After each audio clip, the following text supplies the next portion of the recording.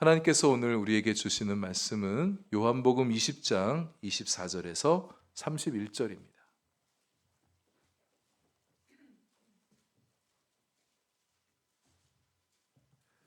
요한복음 20장 24절부터 31절까지의 말씀. 우리 한 절씩 교독하겠습니다. 24절입니다. 12 제자 중에 하나로서 디두모라 불리는 도마는 예수께서 오셨을 때에 함께 있지 아니한지라.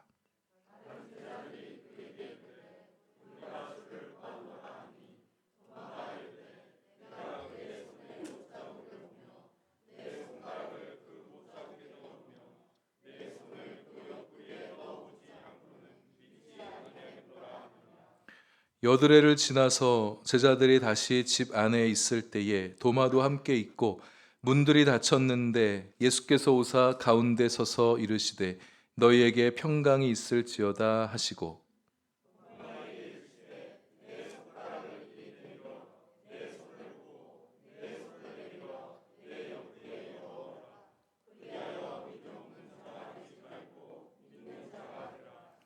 도마가 대답하여 이르되 나의 주님이시요 나의 하나님이시니이다.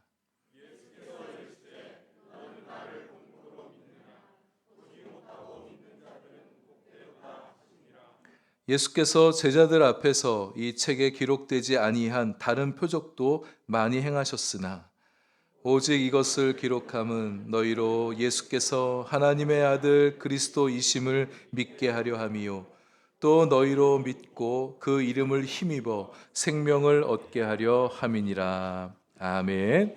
기도하겠습니다. 우리 믿음의 주님, 우리의 믿음을 시작하게 하시고 우리의 믿음을 온전하게 하실 주님, 이제 주님 말씀을 받으려 합니다. 주님 말씀 들을 때에 믿음으로 반응하게 하시고 우리의 믿음이 좀 더 깊어지는 은혜가 임하게 하여 주옵소서. 예수님 이름으로 기도합니다. 아멘. 우리는 지난 주일 부활하신 주님께서 제자들을 만나 주셨던 이야기를 함께 나눴습니다. 스승을 잃고 두려움에 떨고 있는 이 제자들을 주님께서 찾아와 주셨죠. 예수님을 죽였던 유대 종교 지도자들이 이 제자들에게 어떤 해를 가하지는 않을까 하는 두려움에 떨고 있었던 그들이었습니다. 주님께서 그들에게 평안을 빌어주셨습니다. 주님의 평안이 그들 안에 들어오게 되어지면 그들은 두려워하지 않을 수가 있습니다. 우리 주님께서 사랑하신 우리 성도님들에게도 찾아와 주셔서 여러분의 마음을 평안으로 채워주시길 소망합니다. 우리도 살아가면서 때때로 불안해할 때가 있지 않습니까? 근심과 걱정에 사로잡힐 때가 있습니다. 우리 주님이 주님의 평안으로 여러분의 마음을 덮어주셔서 담대하게 그 어떤 걱정과 근심에서 자유롭게 살아가시는 우리 성도님들 되실 수 있기를 바랍니다.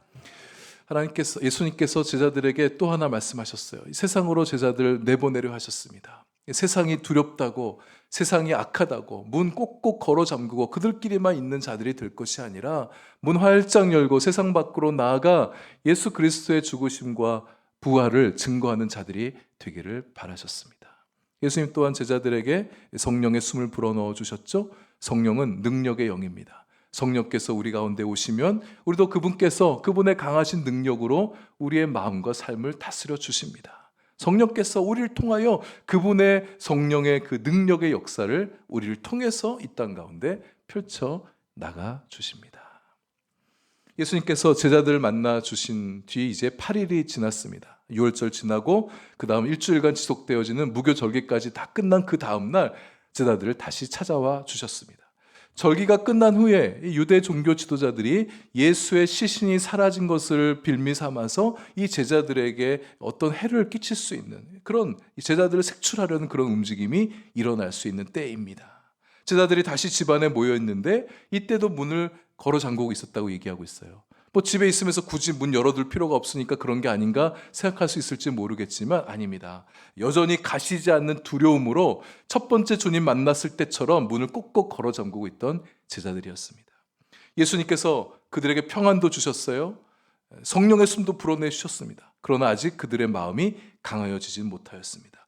예수님 승천하시기 전에 제자들 몇 번 더 만나주시죠. 만나주실 때마다 믿음과 그들의 마음을 북돋워 주십니다. 그렇게 예수님께서 마음을 강하게 해주신 경험들이 쌓여가면서 그리고 결정적인 은총의 날 오순절 성령 강림 때 성령의 강력한 기름 부으심이 그들 가운데 임하게 되어질 때라야 그들의 마음이 확연히 바뀌어지게 될 것입니다.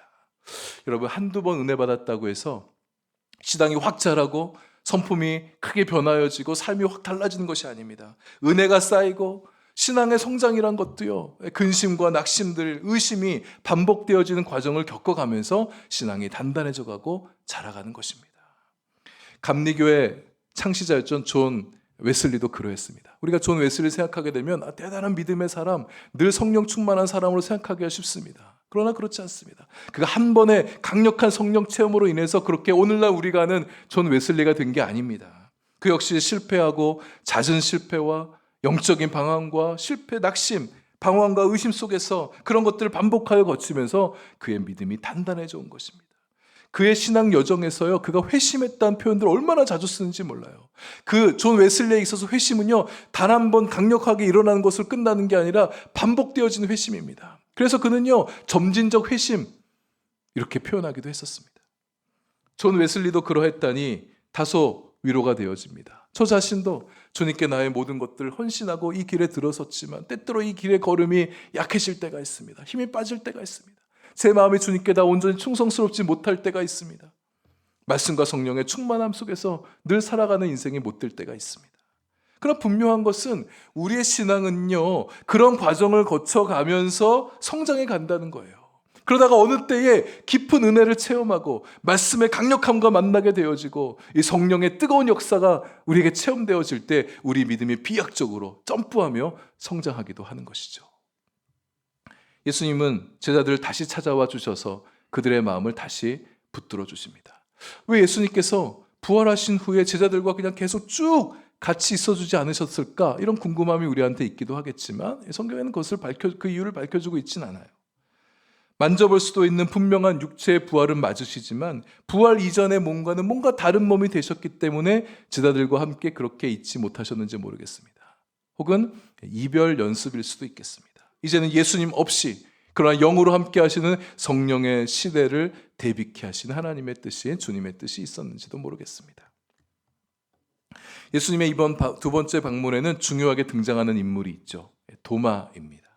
어쩌면 예수님은 이 도마를 만나 주시기 위해서 특별히 찾아오신 건지 모르겠어요.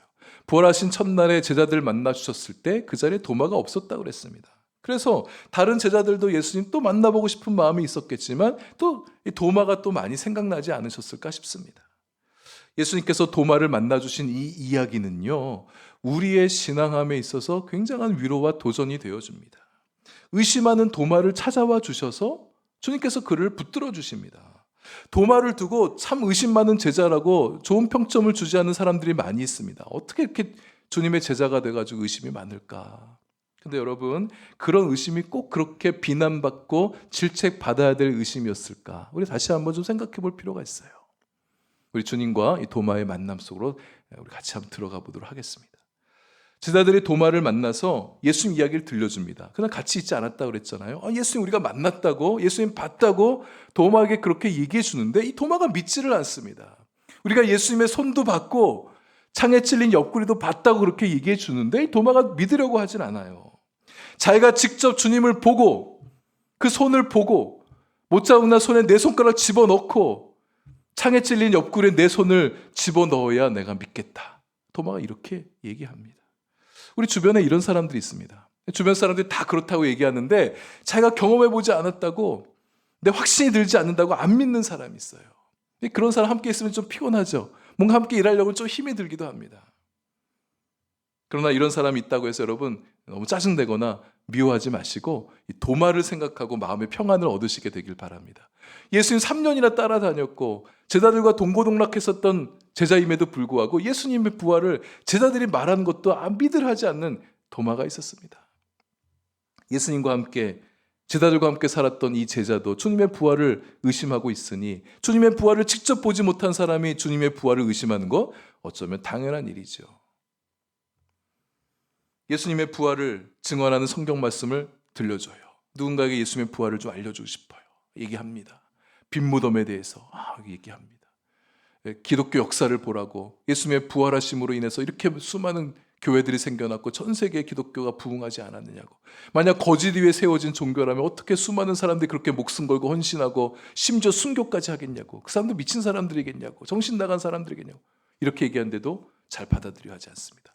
내가 예수님 만났다고, 주님께서 살아계셔서 내 안에 계신다는 것을 내가 느낀다고, 내가 예수님 좋아하고 내가 예수님으로 인해서 이런 변화들이 있었나고 증언한다 하더라도 계속해서 의심을 보이는 사람이 있을 수 있어요. 그런 사람을 보더라도 너무 화나거나 화내거나 실망하지 마시길 바랍니다. 도마를 생각하세요. 아, 이런 사람은, 이 사람은 주님께서 직접 나서 주셔야 되겠구나. 예수님 믿지 않는 다른 사람 이야기하기 전에 우리 자신이 도마일 수가 있습니다. 도마는 의심하면서 신앙 여정을 걸어가는 사람들에게 위로와 도전이 되어주는 사람이에요. 여러분들 중에는 예수님에 대해서 의심하는 사람이 아직 있을 수 있습니다. 예수님의 어떤 부분에 대해서는 믿어지는데 다 믿어지는 것은 아니에요. 성경 말씀도 대체로 믿어지지만 다 믿어지지 않는, 어떤 부분에 의심되어지는 그런 부분이 있는 그런 성도님들이 계실 수 있습니다. 여기 서 있는 저 자신도 사실 그랬습니다. 지금은 제가 예수님 너무 잘 믿고 예수님의 기적 역사들도 다 믿어지고 성경 말씀 하나하나 다 주님의 살아계신 주님의 말씀임을 믿어 의심치 않은, 초호도 의심하지 않지만, 제가 한때는 특히 청년 때에 예수님에 대한 그런 의심이 깊이 있게 일어난 적이 있었어요. 예수님 물론 실존 인물이 맞으시지만 정말 부활하신 분이 맞으실까? 예수님이 하셨던 그 모든 기적들 진짜 이러한 일이 맞을까? 예수님이 하늘로부터 왔다 그러는데 정말 하늘로부터 오셨을까? 하나님은 정말 실제한 분이 맞으실까? 길진 않았지만 한 3, 4개월 정도의 이런 깊은 신앙의 무의미와 공허함 속에서 한동안 살았던 적이 있습니다. 믿어지지 않은 수많은 질문들을 머릿속에 꽉 채우면서 그렇게 답답하게 지냈던 때가 있었습니다. 다시 믿음의 여정으로 복귀했었지만 그렇다고 해서 완전한 믿음으로 돌아왔던 게 아닙니다. 여전히 질문과 의심들을 안고 그렇게 신앙생활에 가기 시작했습니다. 주변의 친구들과 선배들과 교회 어른들은 이렇게 얘기했습니다. 아, 믿으라고. 믿으면 나중에 알아지게 될 거야. 지금 안 믿어져도 믿으라고.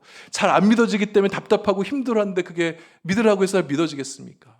그 말이 틀린 말은 아니에요. 정말 믿어지면 알게 되어지는 게 성경 말씀이지만 안 믿어진 사람한테 믿으라고 얘기한 게 사실 잘 들어올 수 있겠습니까? 답답함은 쉽게 가시지 않았습니다. 그러나 제가 잘한 일은 교회 공동체를 떠나지 않았다는 거예요. 영적인 갑갑함이 제 마음속을 계속 붙들고 제 마음속에 있었지만 저는 교회 공동체를 떠나지는 않았습니다. 주님께서 저를 붙들어 주신 것이죠. 보혜사 성령께서 저를 도와주셨습니다. 서서히 의심은 믿음이 되어갔고 수많은 질문들과 의혹들은 감탄과 경의로 바꿔지게 되었습니다. 주님께서 저를 위해 하셨던 일이에요. 우리 주님은 성도에게 일어나는 그런 신앙의 의심을 나무라거나 질책하지 않으십니다. 도마를 찾아오셨을 때도 그러셨어요. 야단치지 않으셨어요. 왜 믿지 못하냐고 다그치지 않았습니다. 정 못 믿게, 자 보라고, 내 손 보라고, 옆구리 보라고, 나무라듯이 그렇게 도마에게 다그치신 주님이 아니셨어요. 도마가 원했던 대로 손 보여주시고 만져보라 하시고 옆구리 보라고, 집어넣어 보라고 얘기하시고, 그러면서 믿음 없는 자가 되지 말고 믿는 자가 되라 말씀하셨죠. 이 말씀도요, 엄중히 꾸중하신 그런 말씀이기보다는 이제 의심을 그치고 예수님을 온전히 믿는, 그 주님의 부활하심을 믿는 자가 되기를 바라는 따뜻한 사랑의 음성이셨습니다. 예수님께서 도마를 찾아오셨습니다. 의심하는 도마를 찾아오셨어요. 의심한다고, 믿지 않는다고 실망하거나 너 같은 사람이 내 제자냐 기분 나빠하시면서 도마를 외면하지 않으셨어요. 제자들의 마음을 북돋아 주시기 위해서 다시 찾아오시는 예수님, 누구보다 이 도마를 향한 마음이 더 크셨을 것 같아요. 그때 못 만나봤어요. 다른 제자를 만났지만 그때 예수님 도마 못 만났어요. 만나고 싶은 마음도 크셨을 것이고, 8일이 지나가는 동안에도 제자들의 말을 듣고도 여전히 믿지 못하는 이 도마가 우리 주님 안타깝기도 하셨을 것입니다. 예수님은 잘 믿는 사람만 찾아오는 분이 아니십니다. 말씀마다 아멘 아멘 하면서 예수님 많이 좋아하고 사랑하는 사람만 사랑해 주시는 주님 아니세요. 잘 믿지 못하고 믿음이 부족하고 의심이 많고 그런 자라 할지라도 그들에게 긍휼을 베풀어 주시고 사랑해 주시는 우리 주님이십니다. 우리 중에 우리 주님을 온전히 믿지 못하신 분이 계십니까? 주님을 만나서 주님이 찾아와 주셔서 여러분의 믿음이 온전해지시기를 축복합니다. 여러분도 그런 간구함이 있으면 좋겠어요. 나 주님 예수님 만나보고 싶습니다. 내게 찾아와 주세요. 나 주님 온전히 믿기 원하오니 나를 만나 주세요. 그런 소망을 좀 가지시고 기도하시면 좋겠어요. 예수님 진정으로 만나보고 싶어하는 자에게 주님 찾아와 주신 분이세요. 도마에게 집중하시고 도마에게 믿음을 일으켜 주셨던 주님께서 오늘날 여러분에게도 찾아와 주셔서 여러분의 믿음을 일으켜 주시기를 간절히 소망합니다. 주님은 또 좀 기다려 주셨어요. 제자들의 말을 듣고 믿지 못하고 있는 도마를 당장에는 못 믿어도 시간이 좀 지나면 믿을 수 있을까? 좀 기다려 주셨죠. 그러나 끝내 기다려도 믿지 못하는 도마에게 주님이 직접 찾아와 주신 것입니다. 우리가 누군가에게 성경 말씀을 들려주고 예수님에 대해서 얘기해주고 부활 얘기를 해주는데 믿지 못한 사람이 있을 수 있어요. 그럼 기다려 주십시다. 그동안 안 믿고 살아왔던 세월이 너무 오래되다 보니까 예수님 믿게 된다는 게 쉽지 않은 걸 수 있는 거예요. 어떤 사람은 그동안 자신이 믿고 왔던 어떤 신념이 있는데 그 신념이 무너지는 게 너무 두렵고 고통스러워서 예수님 믿는 믿음을 빨리 갖지 못한 사람들도 있습니다. 그러나 기다려줘도 돌아오지 않는 사람이 있다면 예수님께 맡겨야죠. 하나님 찾아와 주세요. 저 사람 만나 주셔야겠습니다. 내 힘으로 안 됩니다. 주님 저 마음 열어주셔서 예수님 영접할 수 있도록 해주세요. 도마처럼 저 사람의 입에서도 예수님을 두고 나의 주님이시며 나의 하나님이십니다. 그런 고백이 나올 수 있도록 역사해 주옵소서. 기도해야죠. 도마는 사실 이미 믿음을 가지고 있던 사람이었습니다. 그러니까 주님께서 딱 나타나 주셨을 때 자기는 손도 좀 만져보고 손가락도 집어넣어보고 옆구리도 좀 자기 손 넣어봐야 믿으려고 그랬는데 그러니까 주님 보자마자 믿음의 고백을 하잖아요. 예수님 나의 주님이십니다. 나의 하나님이십니다. 근데 도마와는 달리 믿음 밖에 있는 사람이라면 그 믿음 안에 들어오기 위해서는 굉장한 치열한 영적 싸움이 있기도 합니다. 마귀가 자기 수중에 있는 영혼들 예수님께 그냥 순순히 뺏기고 싶지 않은 거예요. 그래서 수단과 방법을 가리지 않고 믿음을 방해하는 것입니다. 다 돌아왔다 싶은데 하루 전날 삐끗한 경우도 있어요. 우리가 뭐 해피 플러스 때 이런 거 하면서 이제 누군가를 전도한단 말이에요. 하루 전날까지 계속 기도했어요. 하루 전날 밤에 전화했더니 내일 가겠다고 그래요. 마음이 좀 안심이 되죠. 근데 그 다음날 아침에 문자가 띄고 옵니다. 나 오늘 무슨 일이 생겨서 못 갈 것 같아요. 다음 주에 갈게요. 마음이 무너지게 되죠. 다음 주가 다가옵니다. 전화했더니 전화를 안 받네요. 문자 답장도 안 보냅니다. 해피 플러스 데이 당일날 왔어요. 본당 안에 들어왔어요. 예배 끝까지 드립니다. 이제 성공했구나. 그런 마음이 들었죠? 예배 후에 오늘 어땠습니까? 좋았어요. 다음 주도 오세요. 왜요? 다음 주 왜 와야 돼요? 한 번만 오면 된다고 그랬잖아요. 여러분 우리 전도하면서 그렇게 말할 때 많거든요. 한 번만 와달라고. 근데 그럼 진짜 한 번만 온 경우가 많습니다. 한 번만 나와달라고 얘기하지 마세요. 우리 생각에는 그날 한 번 오면 무슨 역사가 날 것 같아요. 물론 우리 그런 소망이 있지만 여러분 그런 역사가 그렇게 많이 일어나는 것은 아닙니다. 아까 얘기했잖아요. 믿음은요 한순간에 그렇게 일어나지 않는 경우가 많아요. 또 사람의 마음이 얼마나 완악하고 완고합니까? 한 번만 나와달라는 그 말 때문에 미안하니까 자기 위해서 애써주는 그 성도가 민망하고 미안해서 그렇게 한 번 와주고 마는 경우들이 있단 말이에요. 제 경험입니다. 제 친구 중에 고1 때 만나서 다른 대학에 진학해서도 계속 교제하던 친구가 있었어요. 이 친구를 내가 전도하기 위해서 굉장히 애를 쓰는데 정말 고집센 친구입니다. 그래서 그냥 한 번만 와줘. 제가 이런 말을 1년마다 이렇게 해가지고 이 해피 플러스 데이 같은 새생명 축제마다 그렇게 왔던 친구가 있었어요. 한 거의 8년을 그렇게 왔더라고요. 근데 올 때마다 한 번만 와줘. 그럴 때 한 번만 오고 그렇게 안 오는 거예요. 그러니까 늘 이렇게 자주 오다 보니까 이 친구가 어느 해인가는 야 올해는 언제 하냐? 야, 올해는 이게 좀 새롭더라. 야, 목사님 지난번 했던 말 또 하던데? 다 기억하고. 야, 선물은 작년께도 좋더라. 한 번 데려온 것으로 내가 할 일 다 했다 여기지 마시고 그 영혼이 주님 만날 때까지 전도하고 기도하는 우리가 되어야 됩니다. 한 사람이 예수님 믿게 되어지는 과정은요, 우리 눈에 보이지 않지만 대단한 영적 싸움이 벌어지고 있습니다. 우리가 이기도록, 믿음이 이기도록 저 영혼 어둠의 영에게 빼앗기지 않도록 우리 좀 전념하여 집요하게 좀 거룩한 집요함을 갖고 기도할 수 있어야겠습니다. 포기하지 마세요. 약속 한번 펑크냈다고 해서 집어쳐라 그러지 마시고 2번 기다리고 3번 기다리고 계속해서 기다리고 믿음의 선안에 일단 들어오면 역사가 시작되어지거든요. 믿음의 선안까지 들어오기가 힘든데 어둠의 영은 그 사람의 마음의 문을 계속 꽁꽁 닫아두려고 하죠. 그러나 성령께서 예수님께서 이 닫힌 문들 사이에 들어왔던 예수님께서 그 문 안에 들어오게 되길 소망합니다. 우리가 기도하는 거예요. 예수님의 권능으로 또 천사들의 도움을 받아서 우리의 기도를 통해서 그들의 닫힌 문이 열릴 수 있도록 그렇게 기도하며 나아갈 수 있길 바랍니다. 전도할 때요, 노방 전도나 시장 전도는 좀 다를 수 있겠지만 여러분 친구나 지인들에게 전할 때는 좀 교회 얘기보다 좀 예수님 얘기 들려주면 좋겠어요. 예수님 만나는 게 전도이지 않습니까? 교회 가자고 얘기할 때 요즘 사람들 교회 오기 싫어하잖아요. 불편한단 말입니다. 그럼 자꾸 교회 가자고 얘기하지 마시고, 야, 우리 교회는 달라, 우리 교회는 이런 게 좋아, 이런 얘기도 잘 먹히지 않습니다. 가뜩이나 요즘은 교회에 대한 신뢰도가 많이 떨어졌지 않습니까? 교회 오기 싫다는데 자꾸 얘기하면, 또 요즘은요 주일날 일요일날 교회 한번 갔다 왔다는 거 주변 사람들이 알면은 불편하게 그런 여긴 사람들도 있어요. 예수님 이야기 들려주는 겁니다.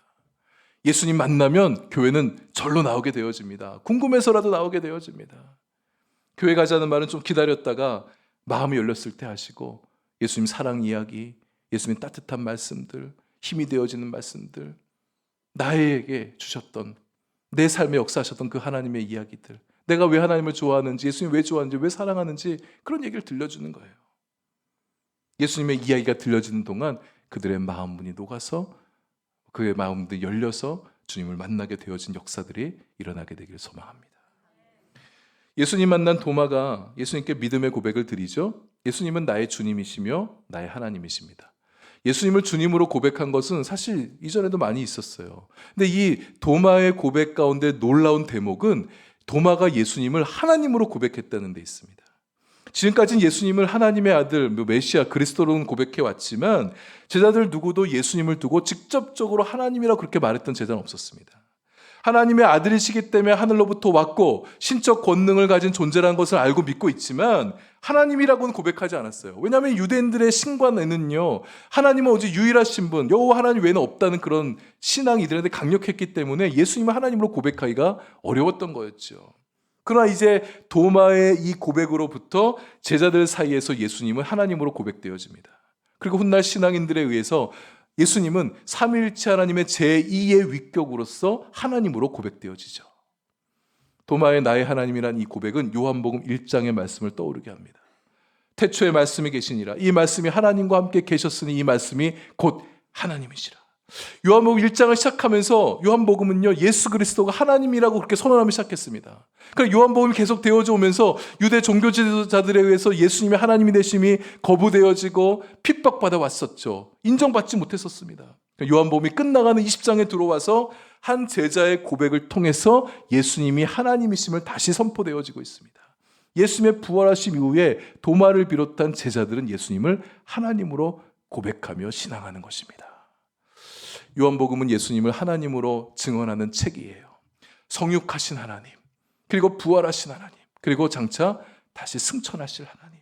예수님이 인간의 몸을 입고 이 땅에 오셨고 인간의 몸으로 사셨지만 단순한 인간이 아니셨습니다. 육신의 몸을 입은 연약한 인간이 아니라 하나님이시기 때문에 죽음으로 모든 것이 끝난 게 아니라 다시 부활하셨죠. 그리고 인간이 아닌 하나님이시기 때문에 부활하신 후에 이 땅 어딘가에 그의 거처를 삼으신 분이 아니라 하나님이 계셨던, 하나님이 계시는 곳, 성부 하나님 계시는 그곳으로 다시 돌아가실 분이십니다. 기독교는 예수님을 하나님으로 고백합니다. 유대교는 예수의 실존은 인정하지만 예수님을 하나님으로 고백하지는 않아요. 세상을 구원하러 오신 하나님이자 세상을 구원할 그리스도로 여기질 않습니다. 유대교가 참된 구원의 종교라고 그렇게 단언할 수 있는, 구원 종교가 아니라고 단언할 수 있는 이유는 예수님을 하나님으로, 하나님과 같은 존재의 신으로 인정하지 않기 때문이에요. 예수 그리스도를 하나님으로 하나님으로 인정하지 않는 종교에는 구원이 없습니다. 예수님이 하나님이 아니고서는 사람들을 구원할 수 없고 인간들의 죄를 용서해 줄 수 없고 하나님이 아니고서는 영원한 생명을 주며 영원한 나라로 어떻게 데려갈 수 있겠습니까? 저와 여러분은 도마처럼 예수님을 나의 주님이시오, 나의 하나님으로 고백할 수 있게 되길 바랍니다. 이 신앙 고백은 매우 위대한 고백이에요. 우리 주님은 이 고백을 들을 때 매우 기뻐하십니다. 그에게 주님의 능력, 주님의 사랑과 주님의 은총을 듬뿍 부어 주십니다. 우리는 부활하신 주님을 직접 보지 못했어요. 그러나 기록된 말씀, 성경 말씀을 통해서 예수님이 주님이심을 믿고 또 예수의 영인 성령을 통해서 예수님을 하나님의 아들로 부활하신 주님으로 믿고 고백합니다. 주님은 이런 믿음을 좋아하세요. 직접 예수님을 보지 않았어도 보지 않고 믿는 자들 복되다고 우리 주님 말씀해 주셨죠. 주님께서 저와 여러분의 믿음을 크게 일으켜 주시고 예수님 잘 믿는 자가 되게 해 주시길 소망합니다. 여러분, 예수님 믿는 사람이 되는 거, 또 잘 믿는 사람이 되는 거, 요한복음의 저자인 요한의 이 저술 목적이에요. 이 요한복음을 쓰면서 이 말씀을 읽는 자마다 믿음을 갖게 되길 바랬습니다. 예수님께서 이 성경 말씀을 누군가의 손에 쥐어주시고 이 요한복음 말씀을 읽어가는 자마다 예수님을 알게 되어지고 믿게 되어지기를 바라면서 이 말씀을 손에 들려주신 거예요.